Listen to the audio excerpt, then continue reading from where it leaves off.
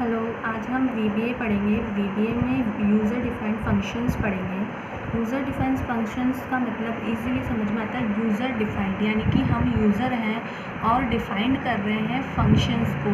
हमने अभी तक पढ़ा है कि जो फंक्शंस हमने काम किए हैं वो फॉर्मूले मतलब फंक्शंस ऑलरेडी बने हुए थे, वहाँ पे वो बिल्ट इन फंक्शंस थे।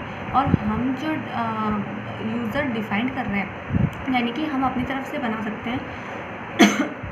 हम कोई भी वेब पेज बनाएं या वीबीए में काम करेंगे तो हम अपनी तरफ से कैलकुलेशन बना सकते हैं, अपनी तरफ से कोई भी फॉर्मूला बना सकते हैं और उसको डिफाइन कर सकते हैं। This is a function. Okay, अब in Excel VBA visual basic to like in most program in language. VBA Excel की बहुत इम्पॉर्टेंट लैंग्वेज है। जैसे कि एक कमांड दिया जाता है वो प्रोसीजर में हमेशा इंक्लूड होता है, जिसे फंक्शंस या सब रूटीन कहा जाता है। जैसे कि हमने देखा है कि SUB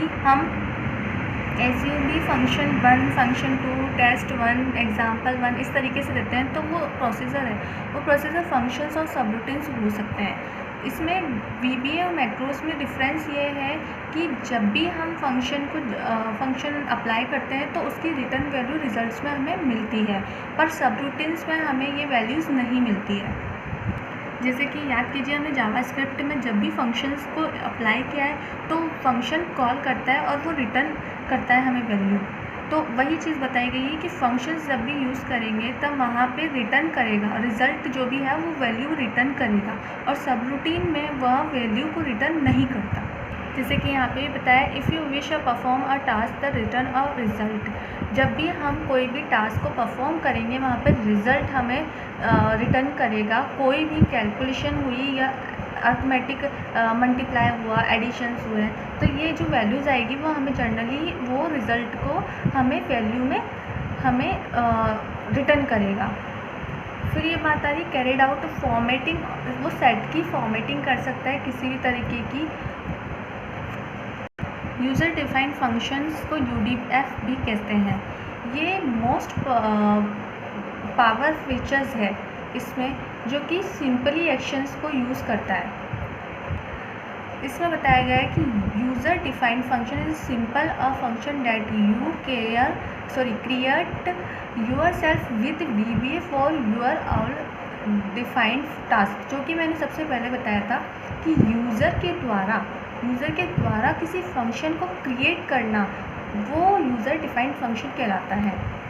user defined function custom functions भी कहा जाता है। इसमें जब भी हम फंक्शंस को अप्लाई करेंगे तो उसका कोड मॉड्यूल्स में अटैच होगा, और उसका जो परफॉर्मेंस है वो वर्कबुक में या वर्कशीट्स में भी हम वर्कबुक में कर सकते हैं। कभी कोई भी फंक्शन हम अप्लाई करेंगे कोडिंग में तो इक्वल साइन लगा के, जैसे हम एक्सेल में हमेशा कैलकुलेशन करते थे, ऐड करते थे, तो इक्वल साइन ऐड और 2 सेल को या 3 सेल को हम ऐड करते थे ब्रैकेट में। उसी तरीके से हम जब भी हम मॉड्यूल्स में कोड लिखेंगे और वर्कबुक में जाके हम उसको परफॉर्म करेंगे तो परफॉर्म हो जाएगी, और वो फंक्शन आराम से एक्सेल शीट पे काम करेगा। चीज़ को प्रैक्टिकल में देखेंगे, प्रैक्टिकल में आप इजीली इस चीज़ को क्लियरली समझ पाएंगे। अब इसमें बताए गए हैं कि 2 डिफरेंसेस हैं मैक्रोस और फंक्शंस में। जब भी हम प्रोसीजर स्टार्ट करते हैं फंक्शंस का, वो सब प्रोसीजर से स्टार्ट होता है, और फंक्शंस का फंक्शन स्टेटमेंट से स्टार्ट होता है, और सब स्टेटमेंट एंड फंक्शन पे ओवर हो जाता है। ऐसे ही सब रूटीन का सब स्टेटमेंट से स्टार्ट होता है और एंड सब पे ओवर हो जाता है। और सेकंड ये है कि कैलकुलेशन आराम से हो सकती है, और उसमें वो वैल्यू को रिटर्न कर सकता है, और सब रूटीन में वैल्यू को रिटर्न नहीं कर सकता।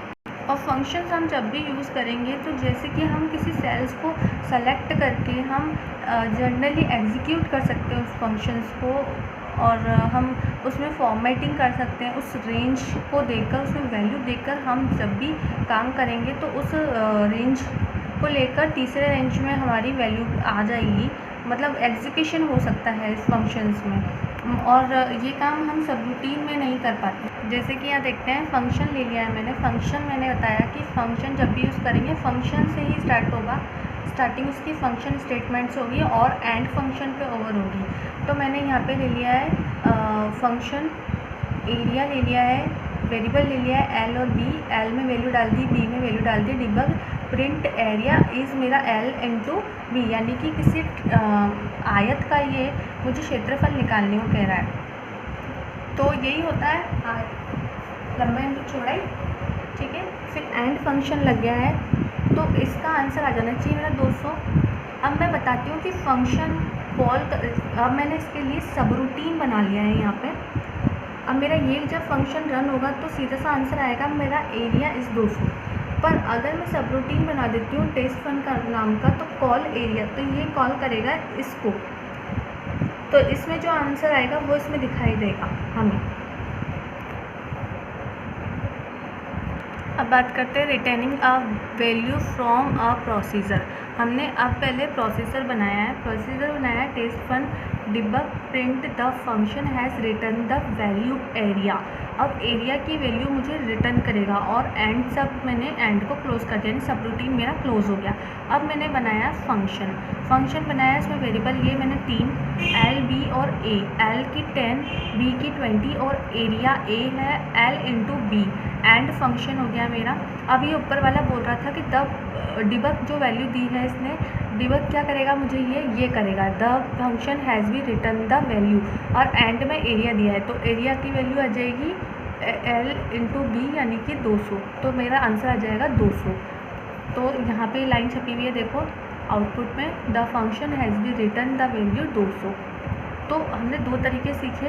पहला था हमारा फंक्शन बना हुआ था और मैंने सब रूटीन बनाया था, और सब रूटीन से मैं कॉल कर रही थी फंक्शन को। अब मैंने सब रूटीन बनाया है और फंक्शन नीचे बनाया, और सब रूटीन में जो वैल्यू वैल्यू जो मैं प्रिंट कराना चाहती हूँ वो फंक्शन से कॉल होकर वो वैल्यू हमें शो होगी।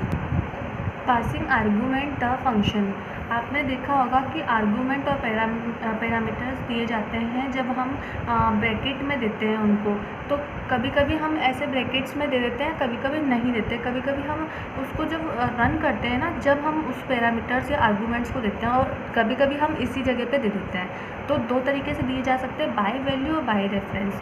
बाय वैल्यू क्या है कि आप डायरेक्टली उसको वैल्यू बता रहे हो, एक्चुअल वैल्यू आर्गूमेंट्स में बता रहे हो, और बाय रेफरेंस यानी किसी के थ्रू आप रेफरेंस के थ्रू उस वैल्यू को पास कर रहे हो।